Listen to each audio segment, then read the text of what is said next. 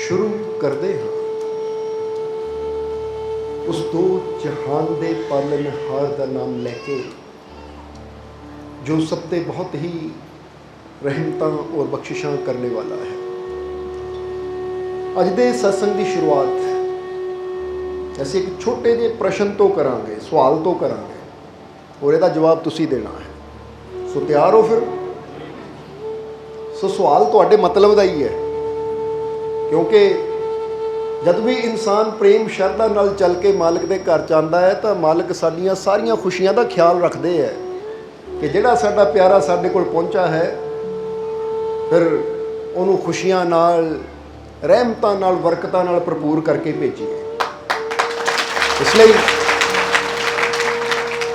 जे अज तुसी प्रेम नाल, शरधा नाल चल के आए हो तो फिर जिस तरह असीं दस्सिया कि अज बहुत कुछ समझना है और ये सवाल जो असीं हुण तुहानूं पुछना है ना, ये सवाल समझ लो एक ऐसी चाबी है जिसने तुहाडे वास्ते खुशियां के दरवाजे खुलने हैं। समझदे हो कि नहीं? इसलिए सवाल ये है कि तुसी खुशी चाहते हो? की है तुहाडा जवाब? कि तुसी अच्छी सेहत, स्वास्थ्य चाहते हो? कि तुसी कामयाबी चाहते हो? कि तुसी उस मालिक की रहमत चाहते हो?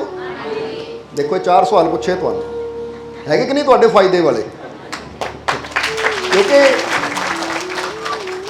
हुण पूरा वर्ल्ड या पूरा संसार अगर देख लीए तो संसार का हर इंसान, चाहे औरत होवे, मर्द होवे, बच्चा होवे, बजुर्ग होवे, ये 4 ही चीज़ां तो चाहता है कि मैनू खुशी मिले, मैनू अच्छी सेहत मिले, मैनू कामयाबी मिले और मैनू मेरे प्रभु की किरपा मिले, उसकी रहमत मिले। क्योंकि रहमत कह लो, किरपा कह लो, समझते हो?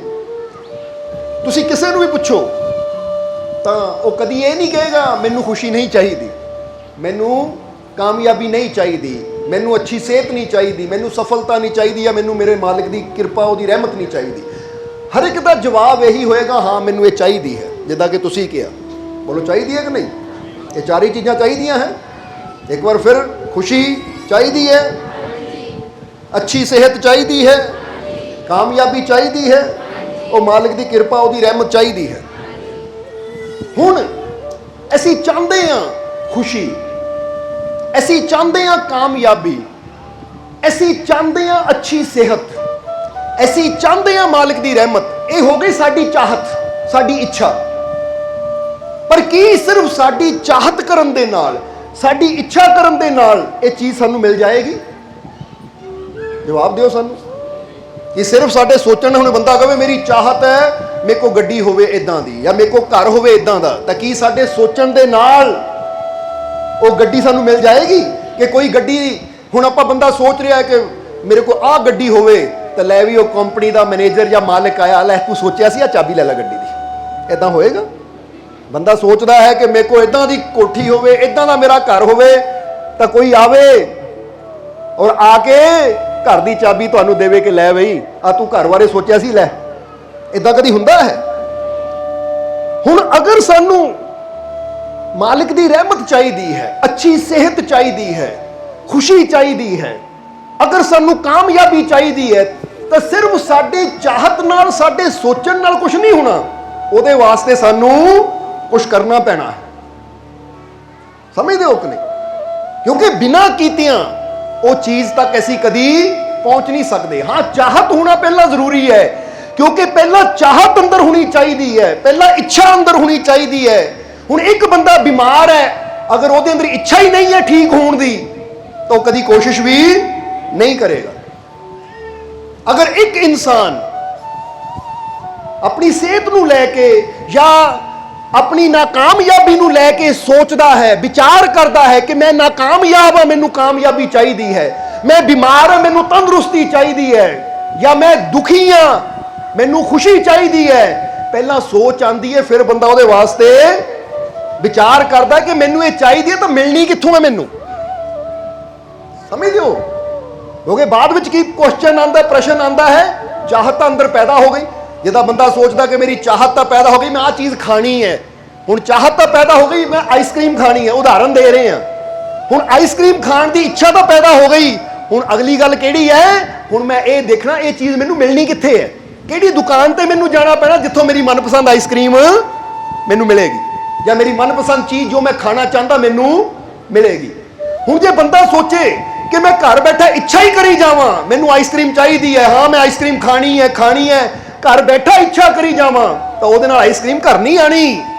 ਹਾਂ ਆਈਸਕ੍ਰੀਮ ਤੈਨੂੰ ਮਿਲੇਗੀ, ਪਰ ਥੋੜਾ ਜਿਹਾ ਕੀ ਕਰਨਾ ਹੈ, ਤੈਨੂੰ ਚੱਲ ਕੇ ਉਹ ਸ਼ੌਪ, ਉਹ ਦੁਕਾਨ ਤੱਕ ਜਾਣਾ ਪੈਣਾ ਜਿੱਥੇ ਉਹ ਆਈਸਕ੍ਰੀਮ ਹੈ।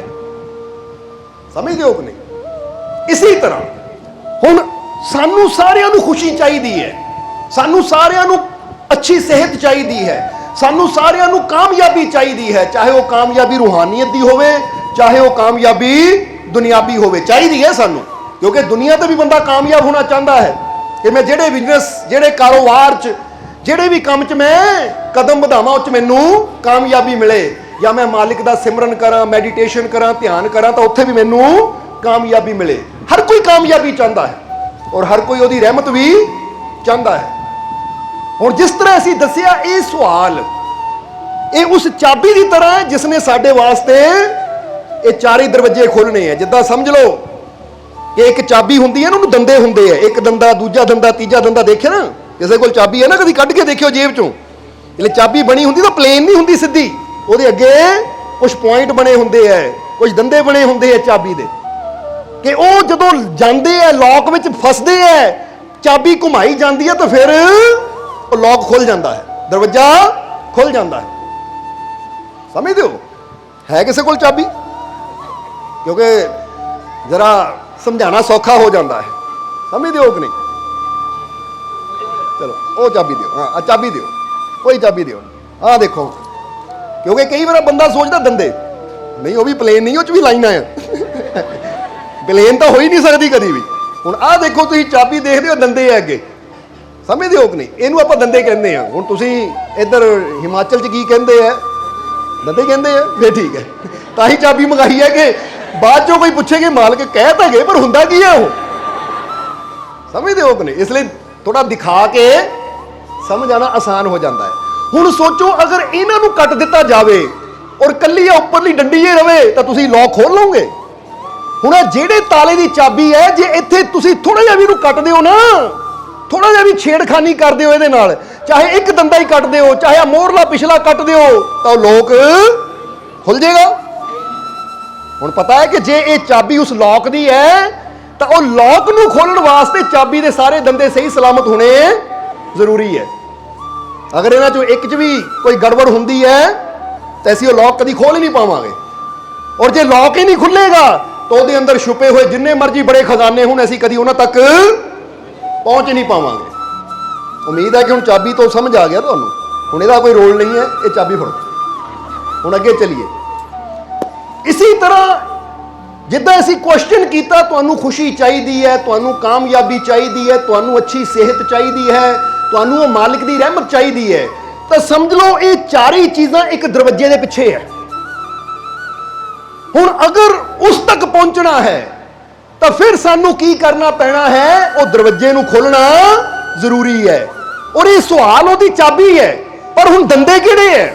ਕਿਉਂਕਿ ਬਿਨਾਂ ਉਹਨਾਂ ਦੰਦਿਆਂ ਤੋਂ ਚਾਬੀ ਆਪਣਾ ਕੰਮ ਨਹੀਂ ਕਰੇਗੀ, ਉਹ ਲੌਕ ਨਹੀਂ ਖੁੱਲੇਗਾ। ਇਸ ਲਈ ਅੱਜ ਉਹ ਚਾਰ ਦੰਦੇ ਸਮਝਣੇ ਆ ਅਸੀਂ, ਉਹ ਚਾਰ ਪੁਆਇੰਟ ਸਮਝਣੇ ਆ ਅਸੀਂ, ਕਿ ਇਹ ਚਾਰ ਪੁਆਇੰਟ ਅਗਰ ਅਸੀਂ ਸਮਝ ਲਏ, ਸਾਡੇ ਜੀਵਨ 'ਚ ਇਹ ਆ ਗਏ, ਅਸੀਂ ਇੱਥੇ ਕੰਮ ਕਰਨਾ ਸ਼ੁਰੂ ਕਰ ਦਿੱਤਾ, ਤਾਂ ਇਹ ਦਰਵਾਜ਼ਾ ਬੜੀ ਆਸਾਨੀ ਨਾਲ ਸਾਡੇ ਵਾਸਤੇ ਖੁੱਲ ਜਾਏਗਾ।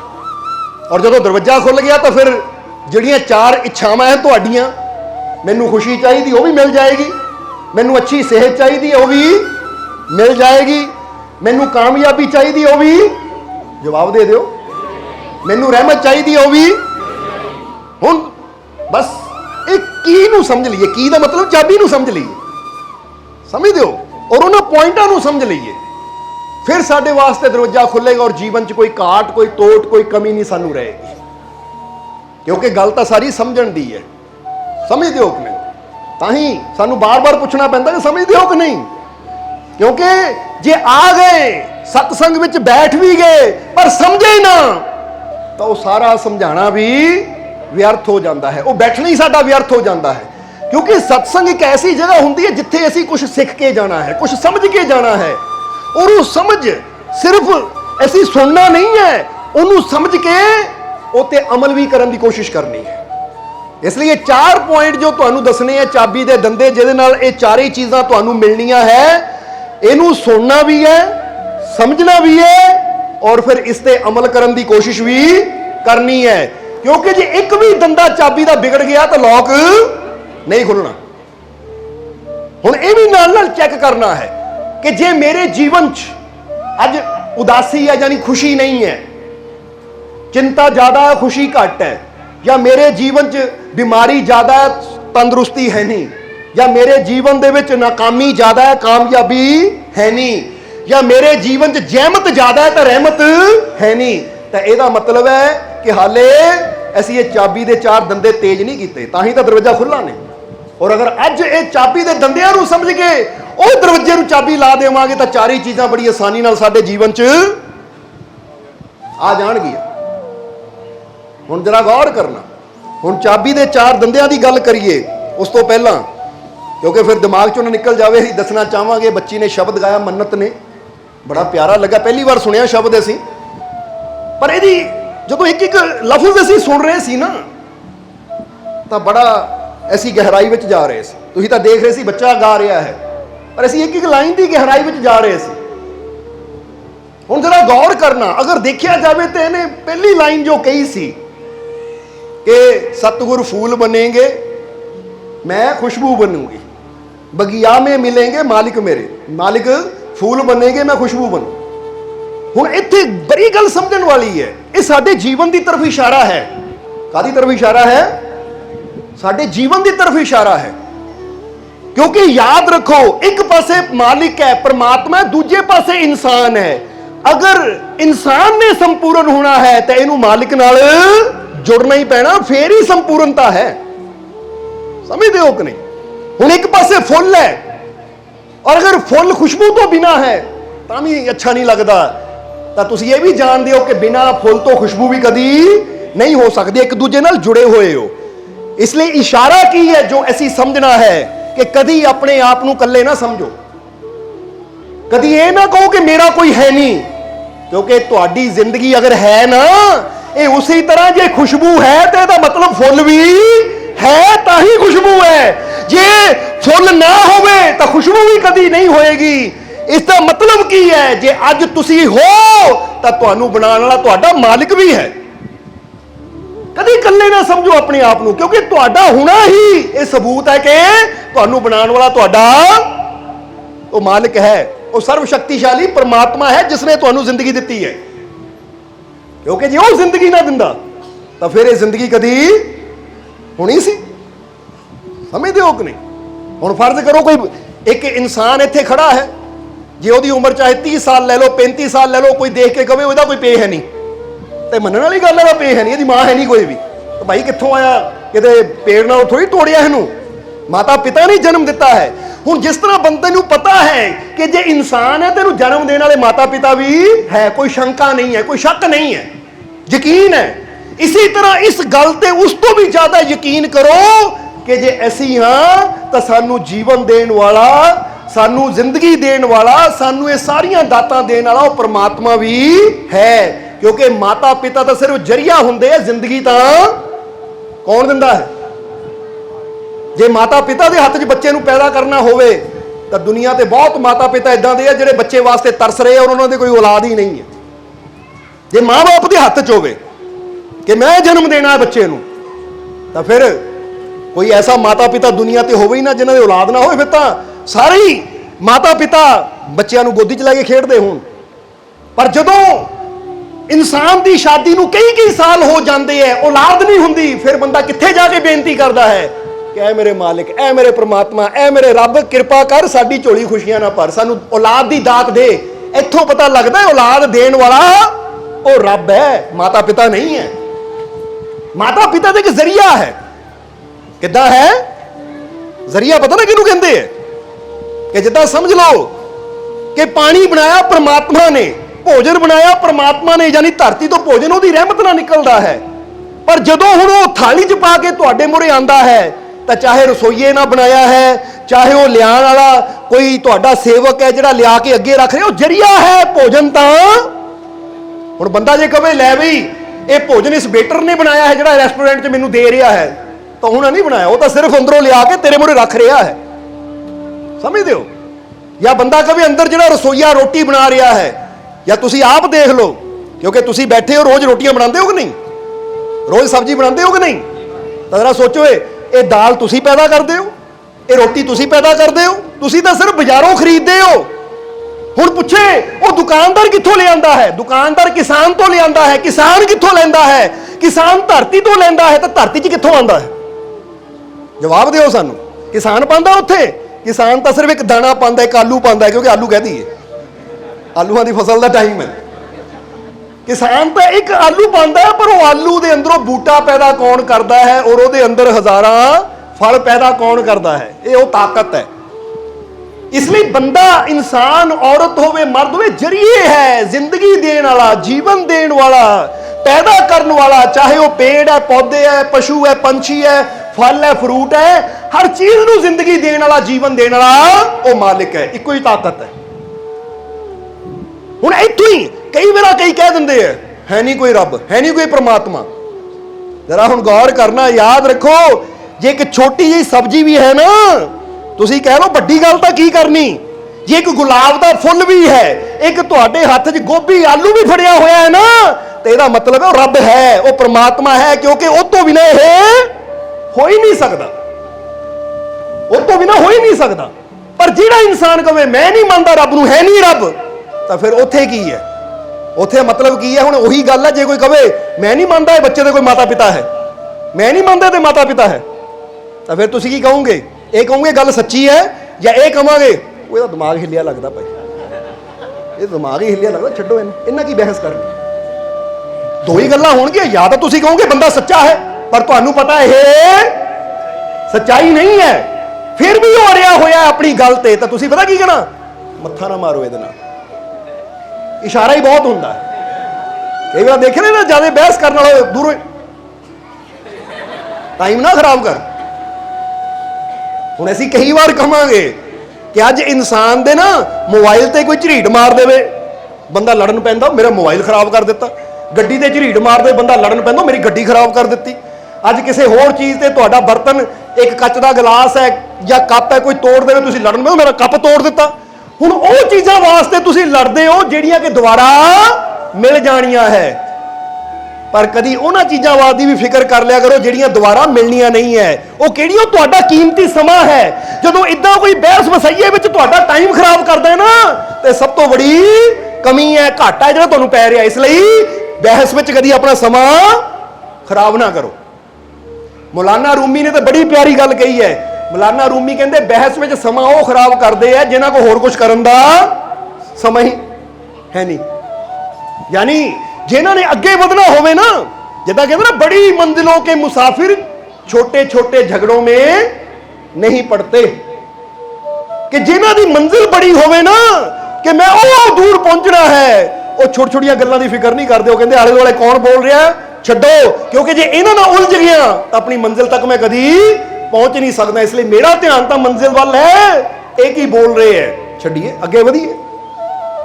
इसलिए तुसीं भी ये समझना है, समझदे हो कि नहीं? इसलिए कदी भी पहली गल अपने दिलों दिमाग 'च बिठा लेनी है कि कदी भी अपने आप नूं ये नहीं कहना मेरा कोई है नहीं, मैनू कोई पुछदा नहीं है, मेरा कोई है नहीं। जरा हुण गौर करने वाली गल है। ਅਸੀਂ जिन्हां ते आस रखी बैठे हैं ना कि संसार नूं ही सब कुछ समझी बैठे हैं, तो फिर जो संसार का वो इंसान साडा साथ ना देवे तो असीं गल कह देंगे मेरा कोई है नहीं। वो भाई तू आस ही गलत जगह रखी है, आस रखनी तो अपने मालिक ते रख, क्योंकि जो तेरी आस उधर होएगी, तेरा विश्वास उधर होएगा, तो फिर तेरे अंदर एक ही आवाज आएगी कि कोई होवे ना होवे पर एक तो है ना। कहते ना एक बड़ा प्यारा सॉन्ग है कि जिसका कोई नहीं उसका तो खुदा है यारो। कहते वो रब तो सारियां दा है, पर ऐ प्यारिया तू ही उत्ते यकीन नहीं करदा, तू उहनूं मनदा ही नहीं है अपना। ਇਸੇ ਲਈ ਤਾਂ ਸੰਤ ਦਾਦੂ ਦਿਆਲ ਨੇ ਵੀ ਆਪਣੇ ਕਲਾਮ ਦੇ ਵਿੱਚ, ਆਪਣੇ ਸ਼ਬਦ ਵਿੱਚ, ਆਪਣੀ ਬਾਣੀ 'ਚ ਬੜੀ ਪਿਆਰੀ ਗੱਲ ਕਹੀ ਹੈ। ਸੰਤ ਦਾਦੂ ਕਹਿੰਦੇ ਹੈ, ਸੋ ਕੁਛ ਹਮ ਮੇ ਨਾ ਭਇਆ ਜਾ ਪਰ ਖੁਸ਼ ਹੋ ਰਾਮ, ਦਾਦੂ ਇਸ ਸੰਸਾਰ ਮੇ ਹਮ ਆਏ ਬੇਕਾਮ। ਸੰਤ ਦਾਦੂ ਦਿਆਲ ਕਹਿੰਦੇ ਆਪਣਾ ਜੀਵਨ ਦੇਖ, ਆਪਣੀ ਜ਼ਿੰਦਗੀ ਦੇਖ, ਔਰ ਆਪਣਾ ਜੀਵਨ ਦੇਖ ਕੇ ਜਰਾ ਵਿਚਾਰ ਕਰ ਕਿ ਤੇਰੇ ਜੀਵਨ 'ਚ ਤੂੰ ਕੋਈ ਇਦਾਂ ਦਾ ਕੰਮ ਕਰ ਰਿਹਾ ਜਿਸ 'ਚ ਤੇਰਾ ਰਾਮ ਖੁਸ਼ ਹੋਵੇ, ਤੇਰਾ ਮਾਲਿਕ, ਤੇਰਾ ਪ੍ਰਮਾਤਮਾ, ਤੇਰਾ ਭਗਵਾਨ ਖੁਸ਼ ਹੋਵੇ ਕਿ ਲੈ ਬਈ ਮੈਂ ਇਸ ਨੂੰ ਜੀਵਨ ਦਿੱਤਾ, ਇਹ ਐਸੇ ਕੰਮ ਕਰ ਰਿਹਾ ਹੈ ਕਿ ਮੈਨੂੰ ਖੁਸ਼ੀ ਹੋ ਰਹੀ ਹੈ ਇਹਨੂੰ ਬਣਾ ਕੇ। ਸਮਝਦੇ ਹੋ ਕਿ ਨਹੀਂ? ਕਹਿੰਦੇ ਐਡੀਸਨ ਨੇ ਜਦੋਂ ਬੱਲਬ ਬਣਾਇਆ ਸੀ ਨਾ, ਜਦੋਂ ਬੱਲਬ ਨੇ ਪ੍ਰਕਾਸ਼ ਦਿੱਤਾ ਸੀ ਤਾਂ ਐਡੀਸਨ ਕਿੰਨੀ ਦੇਰ ਹੱਸਦਾ ਰਿਹਾ ਸੀ, ਹਸੀ ਖੁਸ਼ੀ। ਤਾਂ ਕਿਸੇ ਨੇ ਦੇਖਿਆ ਕਿ ਸ਼ਾਇਦ ਇੰਨੇ ਸਾਲਾਂ ਦੀ ਮਿਹਨਤ ਤੋਂ ਬਾਅਦ, ਇੰਨੇ ਸਮੇਂ ਦੀ ਮਿਹਨਤ ਤੋਂ ਬਾਅਦ ਇਹਨਾਂ ਨੂੰ ਸਫਲਤਾ ਮਿਲੀ ਤਾਂ ਹੱਸ ਰਹੇ ਹਨ। ਤਾਂ ਉਸ ਲਈ ਐਡੀਸਨ ਨੇ ਜਦੋਂ ਪੁੱਛਿਆ ਕਿ ਤੁਹਾਡੀ ਖੁਸ਼ੀ ਦਾ ਰਾਜ ਕੀ ਹੈ, ਉਹ ਕਹਿੰਦੇ ਮੇਰੀ ਖੁਸ਼ੀ ਦਾ ਰਾਜ ਇਹ ਨਹੀਂ ਹੈ ਕਿ ਮੈਂ ਸਫਲ ਹੋ ਗਿਆ, ਸਫਲ ਤਾਂ ਮੈਂ ਹੋਣਾ ਹੀ ਸੀ, ਉਹ ਮੈਨੂੰ ਯਕੀਨ ਸੀ, ਕਿਉਂਕਿ ਮੈਂ ਉਦੋਂ ਤੱਕ ਰੁਕਣਾ ਹੀ ਨਹੀਂ ਸੀ ਜਦ ਤੱਕ ਮੈਨੂੰ ਸਫਲਤਾ ਨਾ ਮਿਲਦੀ, ਉਹ ਤਾਂ ਮੈਂ ਹੋਣਾ ਹੀ ਸੀ। ਜਿੱਦਾਂ ਬੰਦਾ ਕਹਿੰਦਾ ਨਾ ਮੰਜ਼ਿਲ ਤਾਂ ਮੈਨੂੰ ਮਿਲਣੀ ਸੀ, ਕਿਉਂਕਿ ਮੈਂ ਉਦੋਂ ਤੱਕ ਰੁਕਣਾ ਹੀ ਨਹੀਂ ਸੀ ਜਦ ਤੱਕ ਮੈਨੂੰ ਮੰਜ਼ਿਲ ਨਾ ਮਿਲ ਜਾਵੇ। ਇਹ ਤਾਂ ਯਕੀਨ ਹੈ ਨਾ। ਜਿੱਦਾਂ ਹੁਣ ਕਈ ਇਨਸਾਨ, ਅਗਰ ਆਪਾਂ ਹਿਸਾਬ ਲਾ ਲਈਏ ਕਿ ਉਹ ਪਹਾੜ ਦੀ ਚੋਟੀ ਬੜੀ ਉੱਚੀ ਹੈ, ਪਰ ਇੱਕ ਬੰਦਾ ਫੈਸਲਾ ਕਰ ਲਵੇ ਜਦ ਤੱਕ ਉੱਥੇ ਨਹੀਂ ਪਹੁੰਚਣਾ ਨਾ, ਰੁਕਣਾ ਨਹੀਂ ਹੈ, ਮੇਰੀ ਸਪੀਡ ਸਲੋ ਹੋ ਸਕਦੀ ਹੈ ਪਰ ਮੈਂ ਹਾਰ ਨਹੀਂ ਮੰਨਣੀ।